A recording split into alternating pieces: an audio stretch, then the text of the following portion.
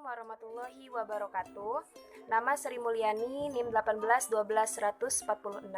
Saya dari kelas PAI 6B. Di sini saya akan memaparkan skenario mengenai pemetaan kompetensi mata pelajaran fikih kelas 7 semester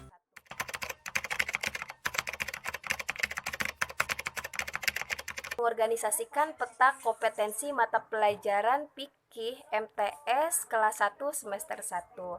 Adapun standar kompetensi yang pertama, membiasakan bersuci atau toharoh. Kompetensi dasarnya 1. Menjelaskan ketentuan-ketentuan bersuci.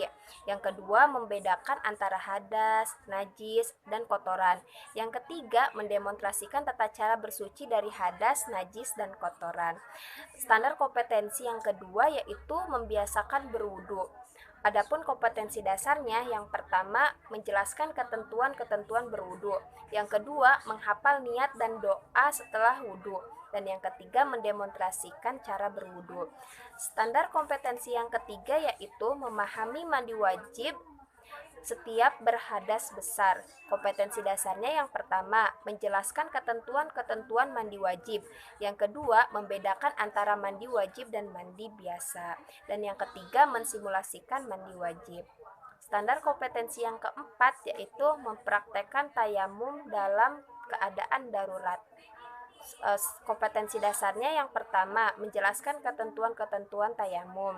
Yang kedua, menghafal niat tayamum. Yang ketiga, mendemonstrasikan tata cara tayamum. Standar kompetensi selanjutnya yaitu membiasakan sholat 5 waktu. Adapun kompetensi dasarnya yang pertama, menjelaskan ketentuan-ketentuan sholat 5 waktu. Yang kedua, menghafal bacaan-bacaan sholat 5 waktu. Yang ketiga, menjelaskan ketentuan-ketentuan waktu sholat 5 waktu. Dan yang terakhir, mendemonstrasikan gerakan-gerakan dan bacaan sholat.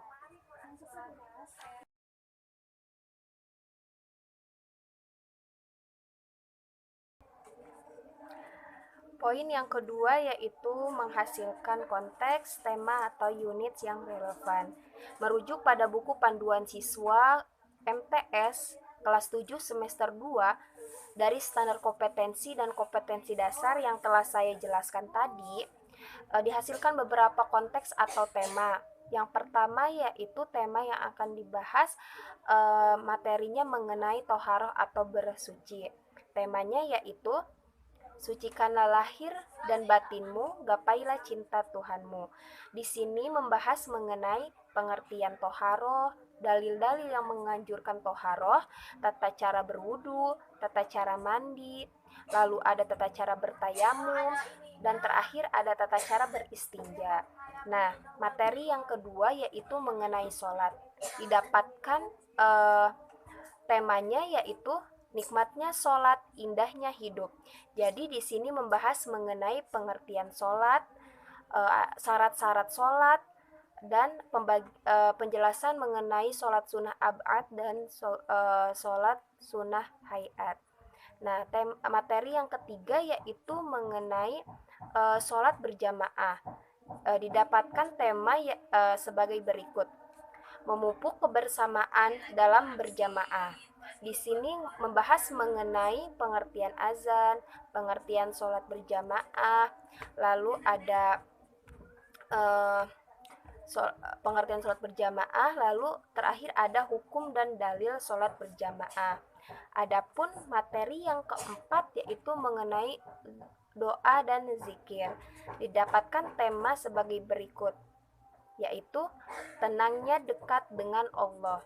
Di sini membahas mengenai pengertian zikir, pengertian doa, dan manfaat kita dalam berdoa.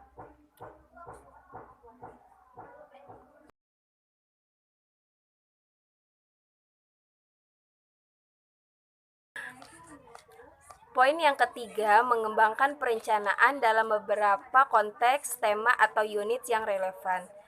Merujuk pada buku panduan guru MTS kelas 7 semester 1, didapatkan perencanaan pembelajaran selama 1 semester sebagai berikut. Tema yang pertama, sucikanlah lahir dan batinmu, gapailah cinta Tuhanmu. Tujuannya, pertama menyebutkan pengertian toharoh dan dalilnya, menyebutkan pengertian najis, menjelaskan ketentuan bersuci dari hadas kecil dan hadas besar, dan mempraktekkan bersuci dari hadas dan najis. Alokasi waktunya 8 kali 40 menit dengan kegiatan pendahuluan 10 menit, kegiatan inti 60 menit, dan kegiatan penutup 10 menit. Metode pembelajarannya yaitu menggunakan metode ceramah dan demonstrasi.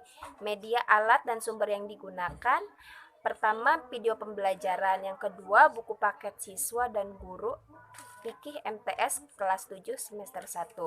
Tema yang kedua, nikmatnya sholat, indahnya hidup. Tujuannya menjelaskan sunnah sholat, menjelaskan rukun sholat, menjelaskan hal-hal yang membatalkan sholat, menjelaskan waktu sholat 5 waktu. Alokasi waktunya sama seperti tema yang pertama. Metode pembelajarannya menggunakan metode simulasi demonstrasi. Media, alat, dan sumber yang digunakan: yang pertama, video pembelajaran; kedua, laptop, infocus, dan speaker; ketiga, sejadah untuk praktek sholat; dan yang keempat, buku paket siswa dan guru fikih MTS kelas 7 semester 1. Tema yang ketiga, memupuk kebersamaan dalam berjamaah. Tujuannya, pertama, mengemukakan ketentuan sholat berjamaah; yang kedua, menyebutkan manfaat sholat berjamaah; yang ketiga, mempraktekkan tata cara sholat berjamaah. Alokasi waktunya sama seperti tema-tema sebelumnya. Metode pembelajarannya itu demonstrasi. Adapun media, alat, dan sumber yang digunakan: pertama, video pembelajaran; kedua, laptop, infocus, speaker; ketiga, sajadah untuk praktek sholat; dan sama seperti tema sebelumnya menggunakan buku paket siswa dan guru.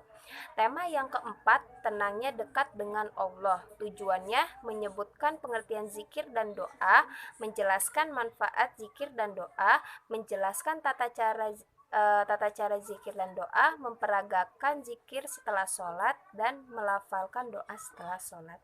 Alokasi waktunya sama. Metode pembelajarannya metode ceramah dan demonstrasi. Adapun media, alat, dan sumber yang digunakan dalam pembelajarannya: yang pertama, video pembelajaran; kedua, laptop, infocus, dan speaker; keempat, buku paket siswa dan guru.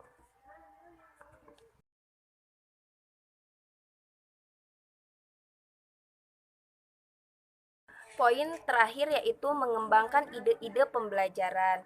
Nah, dalam hal ini merujuk pada buku paket fikih Pendekatan Saintifik Kurikulum 2013 Madrasah Sanawiyah kelas 7 semester 1. Nah, dalam mengembangkan ide-ide pembelajaran dari tema 1 sampai ke 4 itu menggunakan metode simulasi demonstrasi, baik pada materi toharoh, sholat, maupun zikir dan doa. Karena semua itu tidak bisa diterangkan oleh guru lewat secara lisan saja. Nah, tetapi harus dengan praktek yang nyata. Karena pelajarannya itu bersifat aplikatif mengenai praktek. Jadi lebih cocoknya itu menggunakan metode simulasi demonstrasi, karena notaben ibadah praktek itu merupakan tindakan nyata dan perlu dipraktekkan secara langsung. Nah, dengan menggunakan metode simulasi demonstrasi tersebut, siswa dapat mengetahui betul tata cara praktek ibadah sholat, toharoh, zikir, dan lainnya secara benar. Nah, seperti apa yang telah didemonstrasikan oleh gurunya, jadi siswa mengikuti, meniru. Serta siswa juga mendapat pengalaman setelah melakukan simulasi yang mereka lakukan tersebut. Itulah manfaat dari adanya metode simulasi demonstrasi. Baik, itulah tadi yang dapat saya jelaskan. Kurang dan lebihnya mohon maaf. Wassalamualaikum warahmatullahi wabarakatuh.